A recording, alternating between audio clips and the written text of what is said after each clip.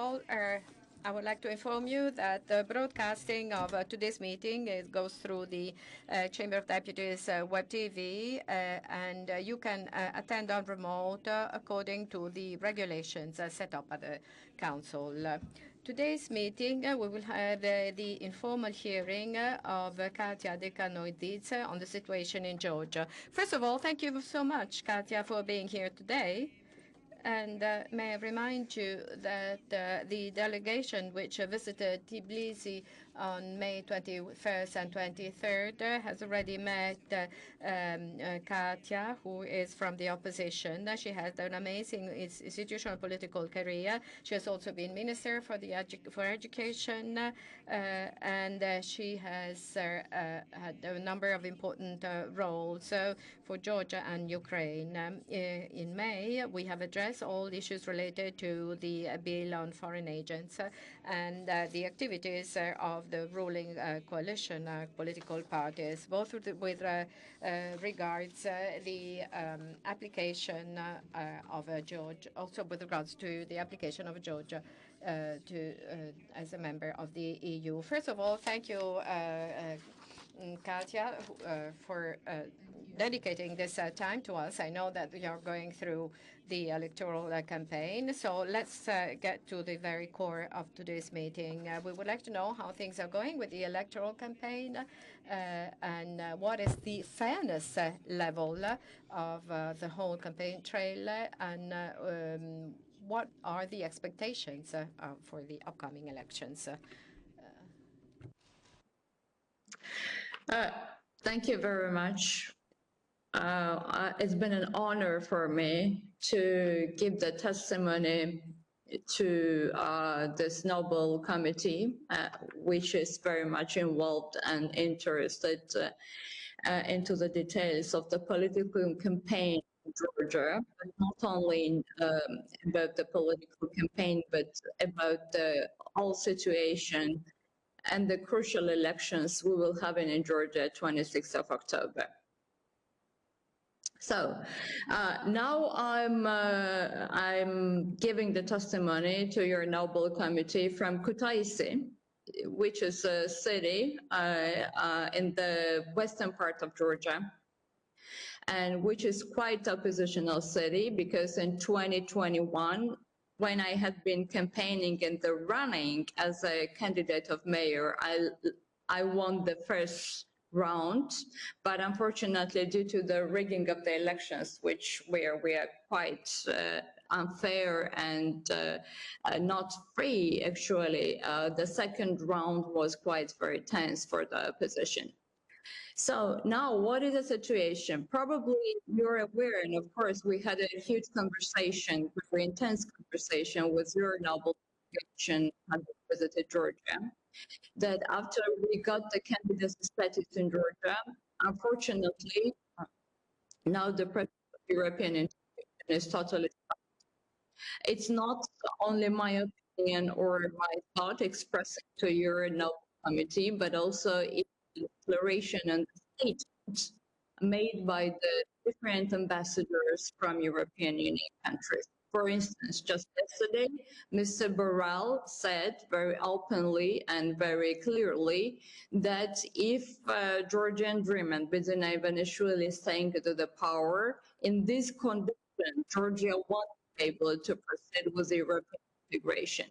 Also, the Ambassador of European Union, Mr. Harchinsky, also stated very clearly and publicly that the Georgia's path to European Union, which has been in the historic mission of Georgian people, and probably you're aware that the 90% was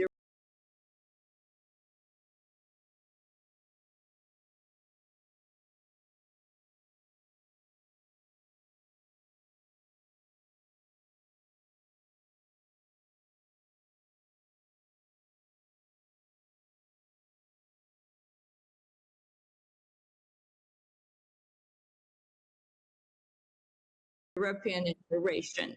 We have to really have very free, fair elections, and definitely have pro-Western coalition, which is so much important, and the kind of the will of the Georgian people. So unfortunately, after the adoption of the Russian law, which had been adopted in Georgia in spring, and the whole world has witnessed the process, there were a lot of youngsters coming out of the streets of Georgia protesting the Russian law, which was oriented and actually is still oriented to destroy the eliminate civil society. Unfortunately, this law started to really be functioning because I mean some of our civil organization representatives, they had to pay the 25,000 lari, which is a lot of amount for them, because they used it and they rejected to really just register as a foreign agent. So now it's not about elections anymore, which is about elections. The problem. Quindi adesso possiamo dire che il 26 ottobre avremo le elezioni parlamentari e quindi il popolo della Georgia sarà chiamato a esprimere il voto. E naturalmente che quello che noi vogliamo per la international friends, without international community, and to leave Georgia in the isolation. What does isolation mean for Georgia? It means that we have to be vis-a-vis with Russia, because I mean all these declarations and the statements made by the officials of Georgian Dream, but they are very clear that the Georgia will be isolated from our international partners. So I have to underline one very important thing. I just recently, when during the campaign, Georgian Dream, just oligarch who is running the campaign and also who is in charge of the country, unfortunately, he made two promises. One promise, not about the social issues, not about the, just the well-being of the people, not about the education, not about the Georgian people, how to really just get them involved in everyday welfare and how to really just, defend the national security of Georgia. But the main and only promise made to Georgian people by Bidzina Ivanishvili was to destroy, to eliminate civil society, to ban political opposition, to ban, I want to underline, and it means that he wants to prosecute, not only banning, but to prosecute the political opposition. And the second was very egregious and detrimental statement from him in Gori. Gori is a city which was shelled by Russia in 2008, and he made it publicly that the Georgians, we have to apologize to the separatists and Russians for the Russian aggression in 2008. I have to say that, unfortunately, Georgian path to European integration, unfortunately, all our historic missions the threat. And that's why Georgian people, not only the political opposition, but the Georgian people, we see these elections as very crucial, and we see these elections as the red line, because we have to do everything, to go to the station poll, to mobilize our electoral pool, to really just deliver the main message to Georgian people that electing the pro-Western opposition, and probably you're aware that we have very strong 4 coalitions, pro-Western coalitions in Georgia, to fighting not only to overcome the threshold, but to really just, win elections. They have to be, just very responsible for the future of Georgia. Now, I can tell you very honestly, and my probably statement will be very blunt, that the 26th of October will be very important, not only for Georgia, but for all region, because coming to since 2022, when Russia started the aggression in Ukraine, unfortunately, the main position of Georgian Dream, this is a ruling party, became very clear, and this position was to really attack our Ukrainian friends, strategic partners to attack the West. And probably you're aware that the main narrative of Bidzina Ivanishvili and the ruling party is a psychological impact to, just a gamble between the war and the peace.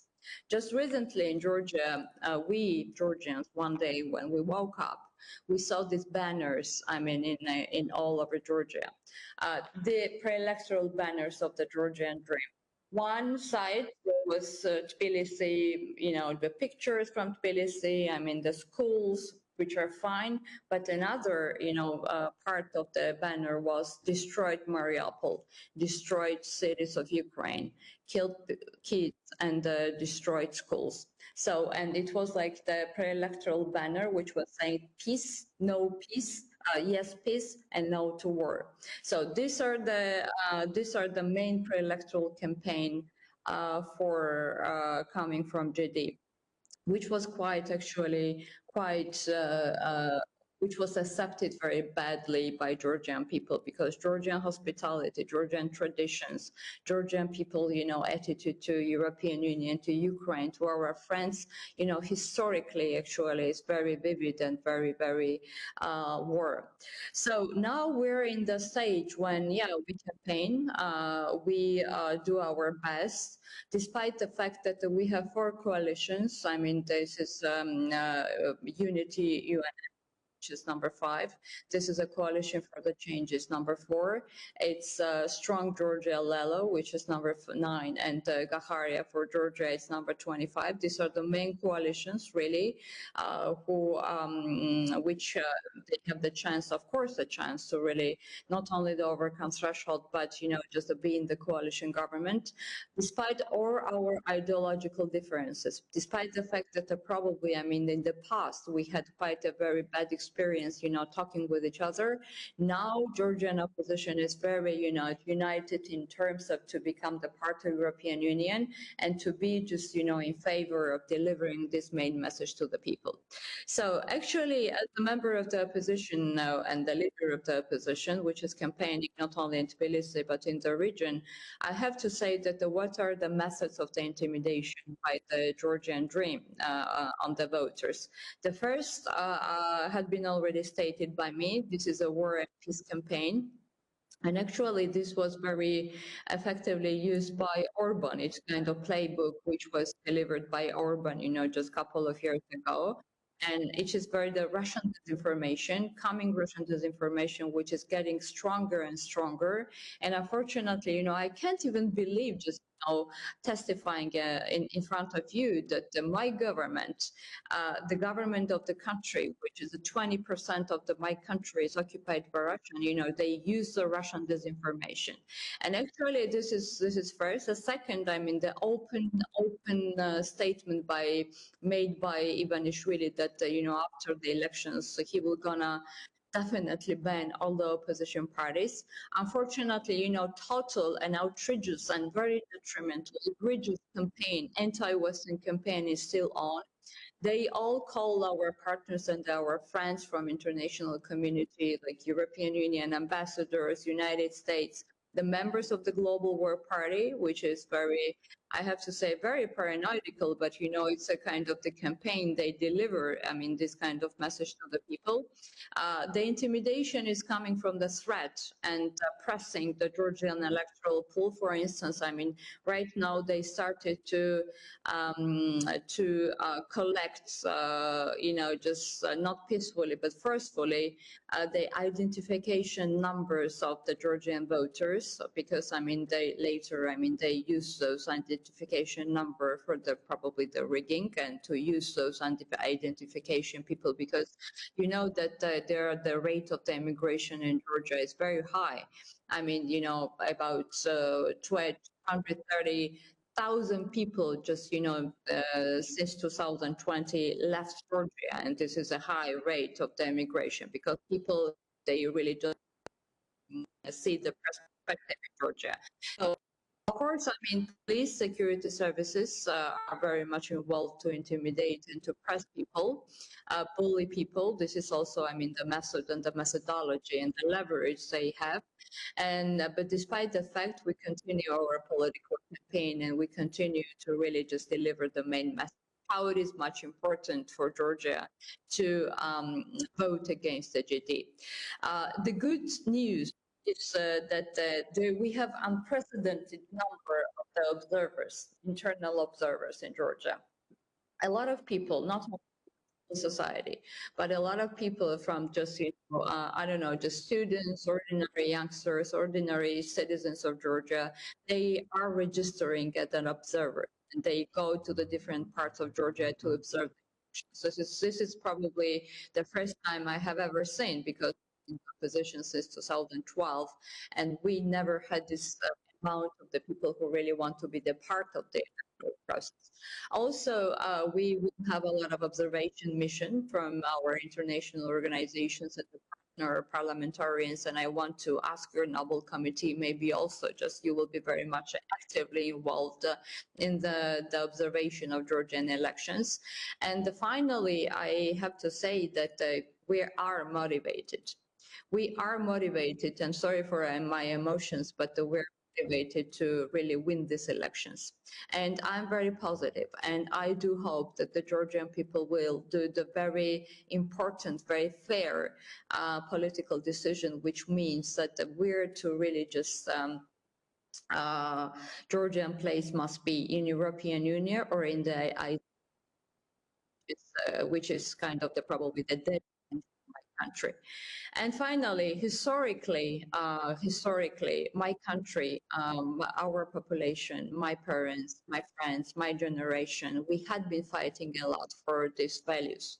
I mean, European Union, I mean, NATO, I mean, to be the part, I mean, the real and noble part of your transatlantic society.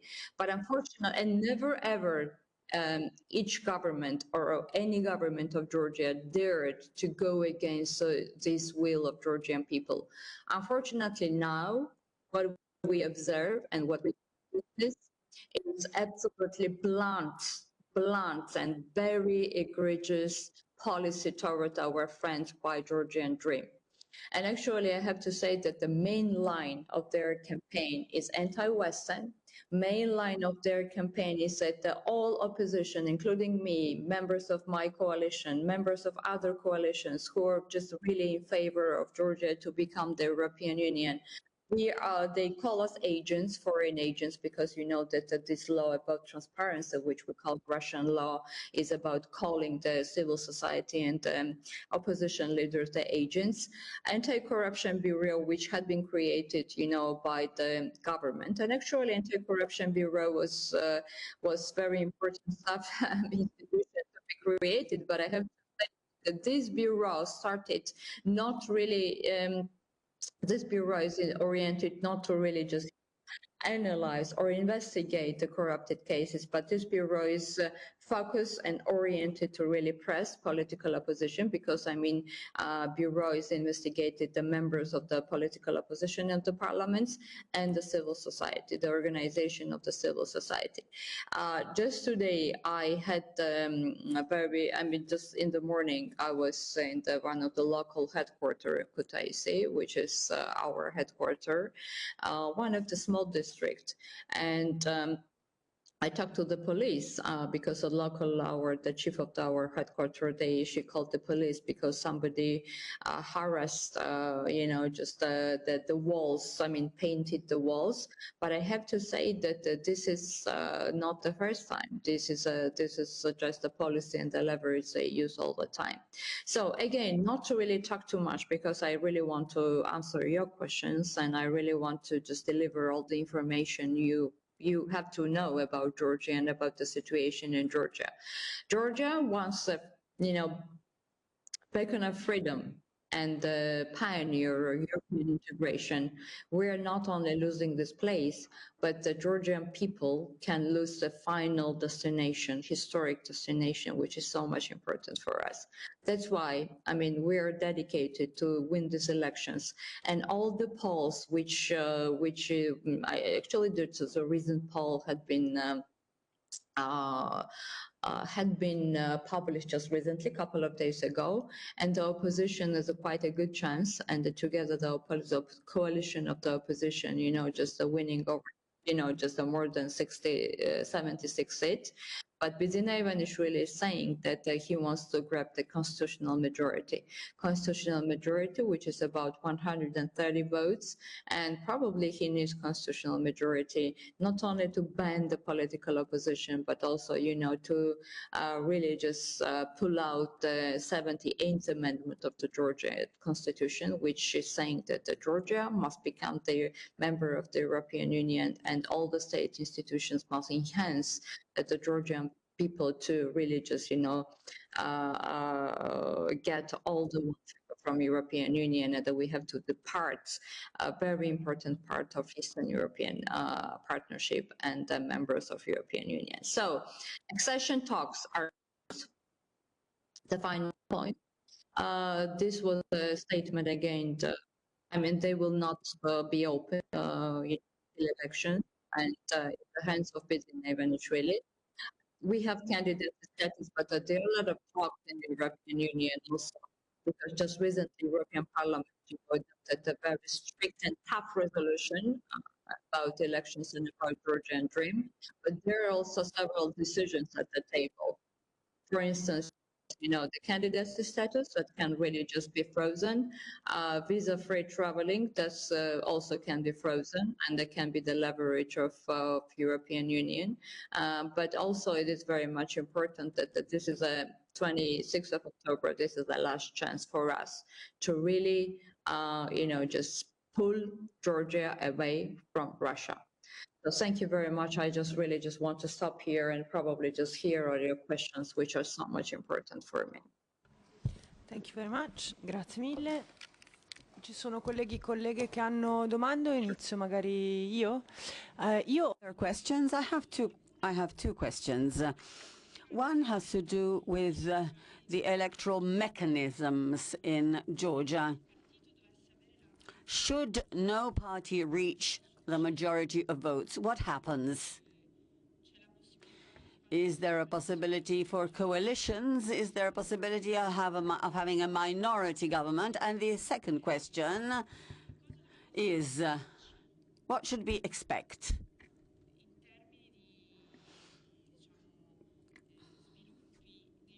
So what could we expect in the days just after the vote, please? Should I answer now, right? Sì. Yes, please. Yeah. Yes. So about the coalition, actually, definitely, I will be very short, definitely. So as I have stated, now we have 4 coalitions, which really we have the chance to overcome this threshold, and together all 4 parties, I mean, they will be able to create a coalition. Why? First of all, I mean, probably you all know that all these parties, we signed a charter published by the President of Georgia, who is also very much active and actively involved in the advocacy of Georgia to become the part of European integration. And the President of Georgia just, published the charter, and the charter is saying very clearly that all the signatures must, establish all kinds of reforms, which are so much important for the first coalition. The second, I mean, to open up the accession talks with European Union. And the third, we take the responsibility to talk and to agree on the real future of Georgia. And actually, this charter is a kind of the guarantee and the umbrella for that. Actually, if you're asking that, well, I mean, yeah, we had some kind of disagreements in the past. I mean, all the political parties did have, but I have to say that during this pre-electoral period, which is quite surprising for many Georgians, because I walk the streets and I meet a lot of Georgians. I mean, you know, there was kind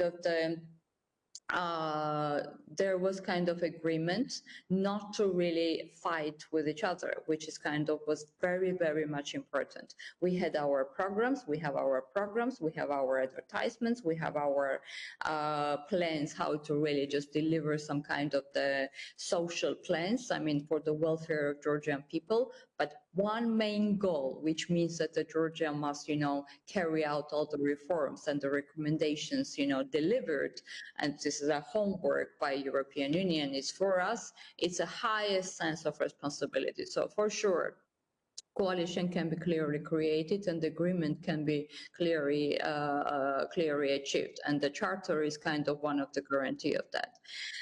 And the second question was about what will happen after the election day. Actually, I mean, not only as a politician but also as a citizen of Georgia, I do hope, and all polls show the same. I mean, the ideas just which I'm expressing right now. I mean, we can and we will be able to get more than 50%. Much more than the Georgian dream, because according to the polls now, Georgian dream is gambling and the playing. I mean, this rolls and the, you know, votes between the 25 and 30%, 32%. I want to also underline that never ever in the history of Georgian dream as a government and the coalition government since 2012, never ever they got more than, you know, just a 47%. Actually, and even in 2012, 2016, 2020, I mean 2021, even then when Georgian Dream's main goal was to become, I mean, as their declaration was very pro-European and pro-Western. So actually, we do hope that, you know, just once the electoral station polls will be closed and we will have the very clear information, I think that the Georgian people will celebrate that. Because, I mean, I don't think that now with this huge support of Georgian citizens, and especially in immigration, because, I mean, Georgian immigrants are very much active. I mean, our diaspora is very active. I don't think that Ivanishvili will be able to really just draw the numbers. I don't think so, because, I mean, every time he got the 60% as a constitutional majority, it's bluffing, and it's not all. It's not the message. I mean, Georgian population can buy anymore. Thank you very much. Mille grazie. Boldrini. Sì, grazie. Thank you, Chair. I find this hearing very, very interesting, which shows out a very worrying snapshot of Georgia. I have several questions to address to Honorable Dekanoidze, whom I thank. Number one, I would like to understand 20% of Georgia is occupied by basically Russians. So let me please understand percentage-wise how many people live in those areas, and whether that 20% of this land includes Abkhazia. Then I would like to understand the Georgian Dream Party, which is significantly pro-Russia, always had this type of approach or policy, or I'd like to know whether during the last few years it has become closer and closer to Russia, to Orban. So what happened at a certain point? Has this party changed its attitude? Or has it always been like this? And it's kept its position, which was exactly the same during the previous elections. So I'd like to understand whether, in actual fact, the press is in a position to speak freely in Georgia and to have the voice of the opposition heard, or similarly to other countries, there's a form of pressure exercised on the press, which of course goes to the detriment of the opposition.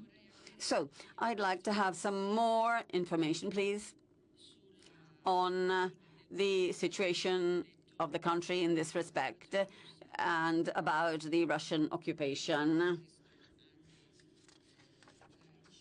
and how, to what extent this will affect the situation. And I'd like to know, as I said, how the Georgian Dream Party evolved over time.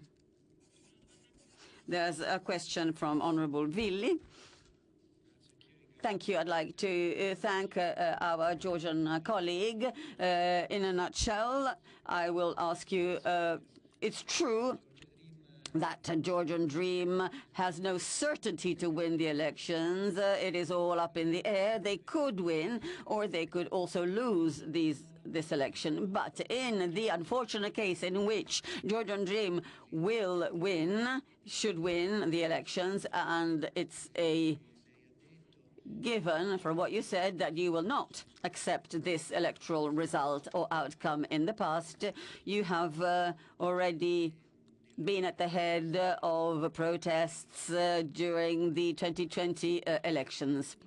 So my question is, in the unfortunate case in which Georgian Dream should win the elections again, possibly with a coalition with other parties, how will you behave, and what could be the actions that you might undertake at this time?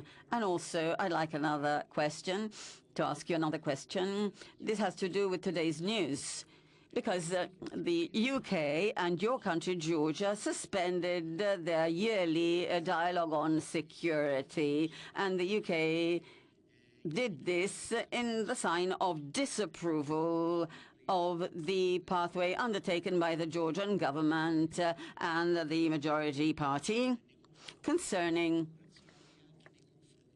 its view on democracy and, as my colleague said, in view of its relations with Russia. Considering that you expressed very clearly the interest of Georgia and of your group to join the EU and to be close to Western countries, my question is, as a political group, what is your attitude vis-à-vis Russia?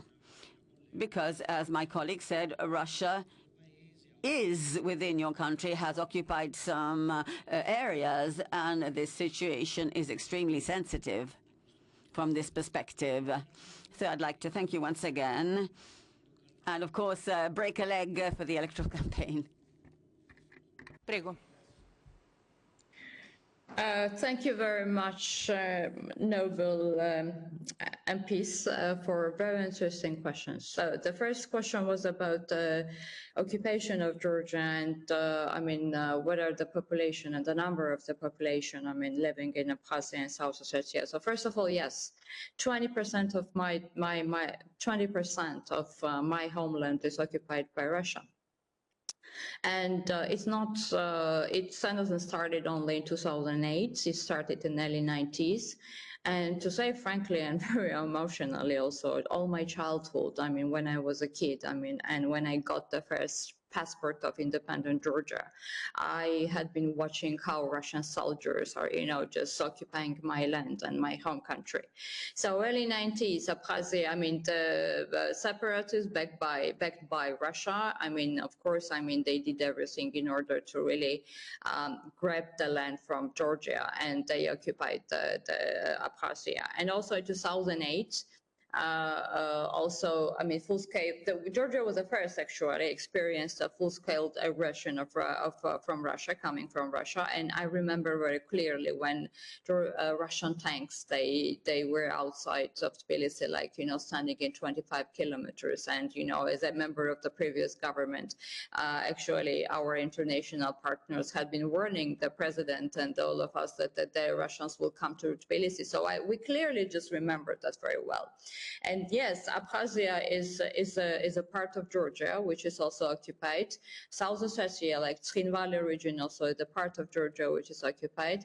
And I have to say that we have 300,000 IDPs, plus 25,000 IDPs. I mean, you know, just after the ethnic cleansing in Georgia, in Abkhazia and South Ossetia. And unfortunately, I mean, the human rights violation of, but they don't live, of course, on the occupied territories. I mean, they live, you know, in the territories controlled by the Georgian authorities. Unfortunately, the human rights violation, I mean, in the occupied territory, I mean, is terrible because they don't have the right to speak in Georgia. They don't have the right to really just get the education in Georgian language. They also every day, every single day, especially in the Tskhinvali region under the occupation line, actually, the Russian soldiers, they are kidnapping Georgian citizens and they're killing Georgian citizens. We had a lot of incidents. And when they kidnap Georgian citizens, and also when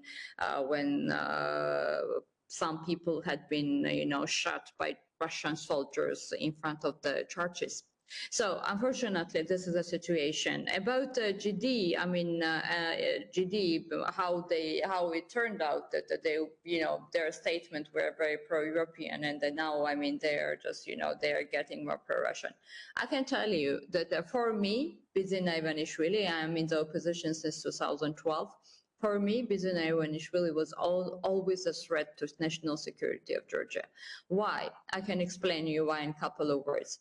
Ivanishvili is a person who earned a lot of money in early 90s in Russia. And he is a person who can't really think democratically. I mean, he doesn't understand the rule of law. He doesn't understand the judiciary. He doesn't understand how the free economy works. He only understands the Russian laws. And that's why, I mean, he was very keen on adopting this foreign agent law in Georgia to destroy the civil society. The same happened in Russia in 2011, 12, 13, and that's the situation we have right now in Russia and Belarus. So actually, yes, their main declaration was very pro-European, and there we're just, you know, saying that, okay, I know we want to be the part of European Union, even in 2020, the electoral campaign, they had been talking about the European Union. But since 2022, and even actually realized that the Georgian people was tired of his lies and the corruption cases, which is, you know, on the higher rank. For instance, just, you know, the former prime minister, I mean, I don't know, a lot of unlawful, you know, tenders and the governmental bids. Actually, we have a lot of cases, especially just one example. Just recently, Ivanishvili made changes in the taxation code of Georgia, and that's how he wants to really grab all his money from the offshores and to just concentrate it in Georgia. And for that, he's not paying a penny. Actually, yes. Really understood that he won't be able to manage to keep the power because, I mean, the European Union and Eurosphere and all this historic mission of Georgia is not very much in parallel with what he wants. I mean, the person who is talking about, you know, who is doing everything, just, you know, just to all this detrimental, you know, policy against our international partners. I mean, it's not the way, I mean, he can behave, because he understands that if he establishes the rule of law, if he establishes the just, you know, judiciary, if he's a person who will be just, you know, in charge of democracy, of course, I mean, there won't be the very clear path for him to manage and to keep the power. That's why all the autocrats and the totalitarian regimes, I mean, at the final stage, I mean, they choose a Russian style government. So that's why now he really wants to be backed up by Russia.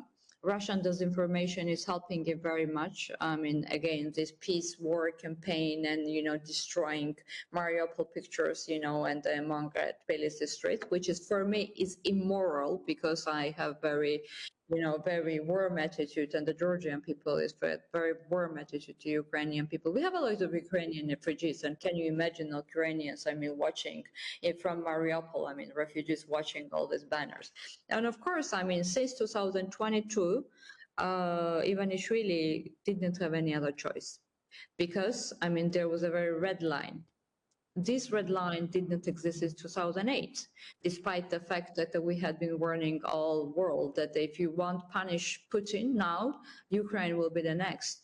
So actually now the red line has been established, and actually he wants to just, stay on this, on the other side of the history. That's why, their position is clearly had been changed. The only way how he can keep and how he can really manage to keep the power is to have this Russian-style autocracy. What about the press? Yeah, we have some oppositional channels, but I have to say that it's extremely difficult for the political parties, opposition parties, and the political organizations and the opposition free media actually to really get the independent finance, because all the financial ties and the resources are cut by the Anti-Corruption Bureau, the state institutions, state security services. And actually, yes, we can talk right now, we can use our social media, but unfortunately, it can be also, it is also one of the promises made by Mr. Kobakhidze, the Prime Minister of Georgia, and Ivanishvili, that they will ban all the political organizations and organizations who, just represent them as themselves as agents. Can you imagine? If I'm doing the Georgian, I work in favor of Georgia, they have to call me the foreign agent. About the attitude, my attitude to Russia, well, for me, there is only one. There is only one word that I can use. They're our enemies. Yeah, and unfortunately, they're the neighbors, and Russia is a neighbor. But if somebody thinks that they can gamble with Putin, they can gamble with Russia, they can soften the relationship with Russia, and after those, resetting the policy with Russia, Putin can really just giving something back. They're mistaken, because during this 130 years, we had this fight with Russia. We didn't have this kind of example. So actually, we have, after 2008 war, we had a very clear agreement. Unfortunately, this agreement didn't fulfill by Russia. And unfortunately, even after that, the annexation of Crimea,